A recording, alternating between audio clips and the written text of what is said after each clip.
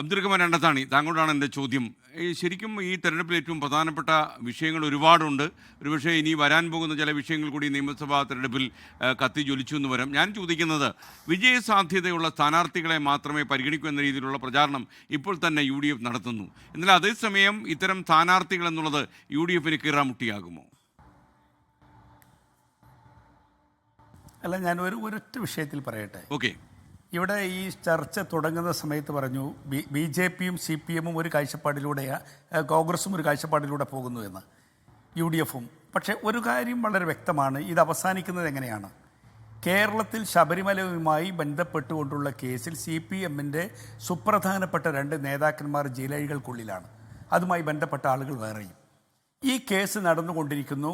ഹൈക്കോടതിയുടെ നിരീക്ഷണത്തിൽ കേസ് അന്വേഷണം നടക്കുന്നു, പ്രാഥമിക റിപ്പോർട്ട് നൽകുന്നു. ഇതൊക്കെ പുരോഗമിച്ചുകൊണ്ടിരിക്കുന്നു. ഈ ഘട്ടത്തിലും ആ കേസിനെ വഴിതിരിച്ചുവിടാനുള്ളൊരു നിഗൂഢമായ നീക്കം BJP അടക്കം നടത്തുന്നുണ്ടോ എന്ന് എനിക്ക് ശ്രീധരൻപിള്ളയുടെ ആ പ്രസ്താവനയോടുകൂടി സംശയിക്കപ്പെടുകയാണ്. എന്തിനാണ് ആ രീതിയിൽ പറയുന്നത്? ആ കേസിൻ്റെ അന്വേഷണം നേരായ വഴിക്ക് നടക്കട്ടെ, അതിലേക്ക് കൊണ്ടുവന്ന് പഴയ ചരിത്രം കൊണ്ടുവന്ന് ഇതൊക്കെ പഴയ കാലത്ത് തുടങ്ങിയതാണെന്ന രീതിയിലേക്കുള്ള ഒരു വ്യാഖ്യാനം ശരിയല്ല. എന്ന് മാത്രമല്ല, അതോടൊപ്പം തന്നെ കേരളത്തിൻ്റെ അടുത്ത കാലത്തായി പലതിലും അങ്ങനെ പ്രകടമായി കണ്ടിട്ടുണ്ട്. അടുത്ത കാലത്തൊക്കെ CPMും BJPയും തമ്മിലുള്ള ഒരുപാട് ഒത്തുകളികൾ നമ്മുടെ കേരള രാഷ്ട്രീയത്തിന് പരിചിതമാണ്.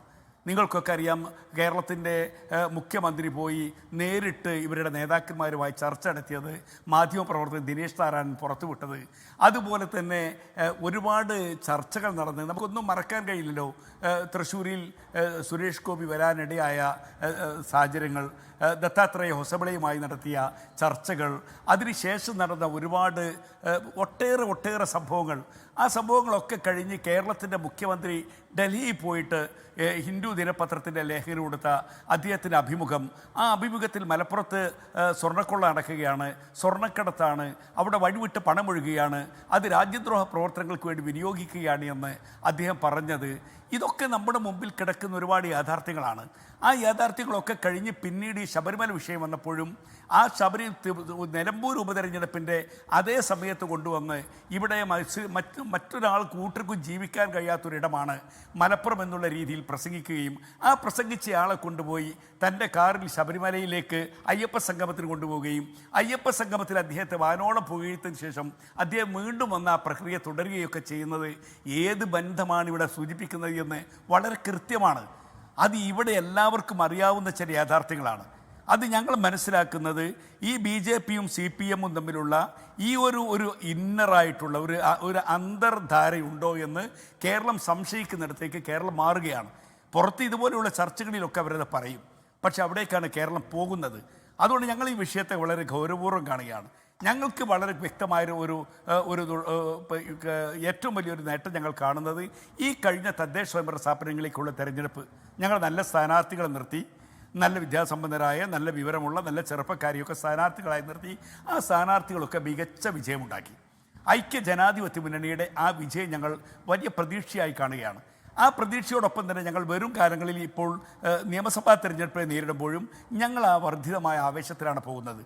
ഞങ്ങൾ സ്ഥാനാർത്ഥി പട്ടിക തയ്യാറാക്കുമ്പോഴും അതുകൊണ്ടാണ് ഇന്ന് മുസ്ലിം ലീഗിൻ്റെ സംസ്ഥാന കമ്മിറ്റി കഴിഞ്ഞപ്പോൾ ആദരണീയനായ തങ്ങളും പറഞ്ഞു, സെമി ഫൈനൽ നന്നായി കളിച്ചു, ഇനി ഫൈനൽ കളിക്കണം, ആ കളിയിലേക്ക് ഞങ്ങൾ സജ്ജരാകുകയാണ് എന്ന് പറഞ്ഞാൽ ഞങ്ങളുടെ പൂർണ്ണമായി ആ ഒരു രീതിയിൽ തന്നെ ഞങ്ങൾ എടുത്തു കഴിഞ്ഞു.